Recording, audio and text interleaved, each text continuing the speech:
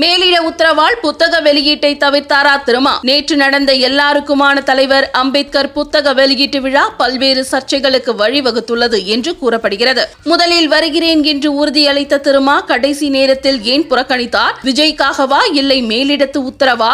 பொது நிகழ்ச்சியை ஏன் அரசியல் கண்ணோட்டத்தில் பார்க்கிறார்? யாரின் தூண்டுதலில் இதெல்லாம் நடக்கிறது போன்ற பல கேள்விகள் நேற்று சோசியல் நெட்வொர்க்கில் ரோமிங் ஆனது. இந்த புத்தக வெளியீட்டு விழா ஒரு வருடத்திற்கு முன்பே பேசி வைக்கப்பட்ட நிகழ்வு என்று சொல்லப்படுகிறது. அப்போவே விஜயும் திருமாவளவனும் இணைந்து இந்த நூலை வெளியிடுவதாகத்தான் பேச்சு. விஜய் அப்போது அரசியல் வருகையை அறிவிக்காத காரணத்தால் திருமாவளவன் இதற்கு சம்மதம் தெரிவித்ததாக சொல்லப்படுகிறது. இது இப்படி இருக்க இந்த விஷயம் வெளியில் எப்படியோ கசிந்து விஜயும் திருமாவளவனும் ஒன்றாக புத்தகத்தை வெளியிடுவதாக விஷயம் காட்டு தீ போல் பரவி கூட்டணி கட்சிகளிடையே பெரும் சர்ச்சையை கிளப்பியது.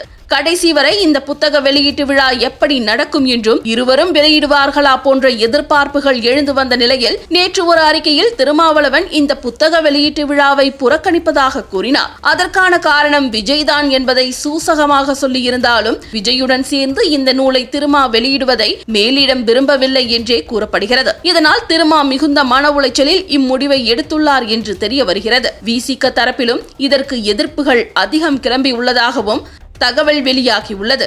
ஆதவ் அர்ஜுனா கட்சிக்கு ஆதரவாக இல்லாமல் விஜய்க்கு PRO வேலை பார்க்கிறார் என்று வெளிப்படையாகவே வன்மத்தை கக்கியதாக விவரம் தெரிஞ்சவங்க சொல்ல ஆரம்பிச்சிட்டாங்க. ஆனா இந்த நிகழ்வை எடுத்து நடத்திய விகடன் பிரசுரமும் வாய்ஸ் ஆஃப் காமன் நிறுவனமும் யார் வந்தாலும் வரவில்லை என்றாலும் தான் வருவதாக விஜய் வாக்குறுதி கொடுத்ததால் நிகழ்ச்சியை நடத்தி முடிப்பதில் தீர்க்கமாக இருந்துள்ளனர். பனையூர் நிவாரண சர்ச்சை போன்ற விஷயங்களில் விஜயை விமர்சித்தாலும் நேற்று நடந்த விழாவில் அவரது பேச்சு தெளிவாகவும் ஆளும் கட்சிக்கு எதிராகவும் இருந்தது. அதுவும் இல்லாமல் திருமாவளவன் வராதது குறித்தும் தனது கருத்தை மெச்சூர்டாக பேசியிருந்தார்.